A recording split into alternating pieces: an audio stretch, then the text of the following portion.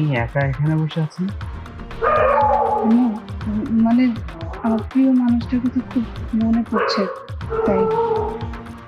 কে সেই প্রিয়জন? কতজনই তো হতে পারে। আপনি কি কখনো কাউকে ভালোবেসেছেন?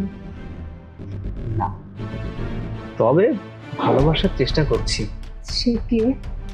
এটা এখন না হয় নাই বললাম, যখন হবে তখন না হয় বলবো। আচ্ছা, ভালোবাসাগুলো এমন হয় কেন? কেমন? না পাওয়ার বেদনায় আমাদের অতৃপ্ত আত্মাগুলো কখনো হা হা করে হাসে, কখনো কাঁদে। না পাওয়ার বেদনা আমাদের বেঁচে থাকাকে কঠিন করে তোলে। সারাক্ষণ শুধু তার কথাই মনে পড়ে।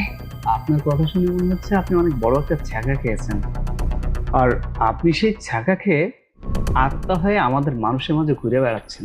আপনাকে ছেঁকা দিল কি শুনি? আমি আজ আপনার গল্পটা শুনতে চাই।